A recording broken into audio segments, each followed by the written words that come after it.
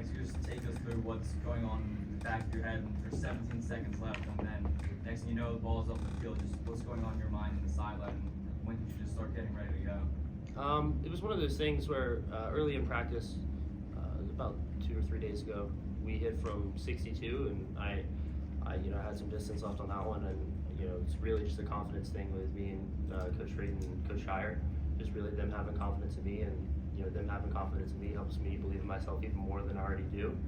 And it's just a reliance and being able to rely on my snapper, Andrew McWong, my holder, Dante Adden. They're great, and then the line that blocks for me. I mean, I can't be comfortable if they're not as good as they are and they treat themselves like professionals and they want to be professionals. So we always take that mentality into every day, and we just go out there and try to execute one kick at a time and then on to the next one.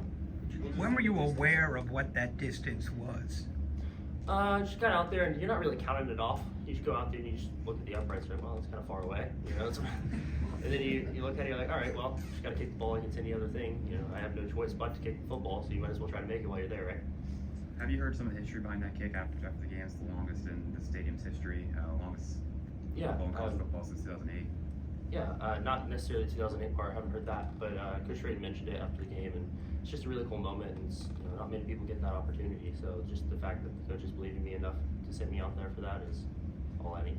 Did you think you had the distance on it? Like before you saw it sweep across the crossbar, what were you thinking?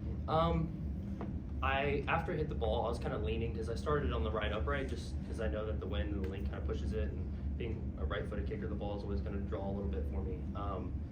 And I didn't catch it absolutely perfect. It's kind of a weird thing to say and kind of a cocky thing to say, but I didn't really catch it perfect, so I was kind of hoping that it would, get there, and I was just get it on the right line, make it, even if it falls short on the uprights, like just make sure it stays there. And 2 weeks in a row I've had one bounce in for me, so if that's not God's plan, I don't know what is. Yeah, how when's the last time before these last 2 weeks that you had one hit the crossbar? You remember ever have it? Never. I don't think I've ever done that, so it's just one of those things where it just happens that way, and I'm really blessed. Yeah, I'm sorry. Is that like the edge of your range, or have you ever hit one longer? Oh no. In Navy I hit 70, so it's just one of those things where you go out there and you try to do the best you can, and you strike the ball as best you can. Sometimes conditions help. You have a little bit of wind in your back and whatnot. Then you just do what you can with what you have.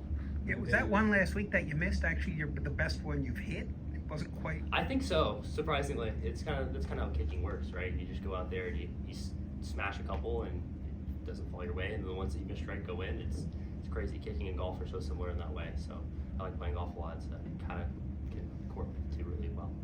When you hit and went through huge momentum for the team, just sending you guys into halftime down by 4, you showed a lot of emotion too, just like what was going through you guys and your mind, like just going into the locker room? Just for me, huge adrenaline surge, right? So it's one of those, you go out and you make the field goal and you're like, oh my goodness, I thought I was going to lose my voice. It was one of those things where I don't think I've had that much of an adrenaline spike in my life. Came back in the locker room, sat down, and it was just everything just kind of dropped and your energy drops a little bit. So it was nice that Coach Fisher tried to help me reset. He's like, all right, next kick, you have 6-8 minutes to reset into your next kick before we go out there, warm up again. And really it's just about trying to get momentum for the team. At that point, we're in a close game, and just trying to get us to the best point to win the game. So how does it feel to set the record and also you get your first win of the season?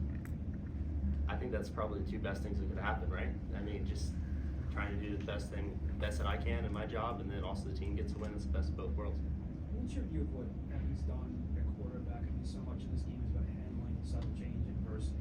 You guys fall behind 14-0, and then just to come back to what you guys did. I know you're not in the huddle with them most of the time, but just on the sideline being around, where do you see him?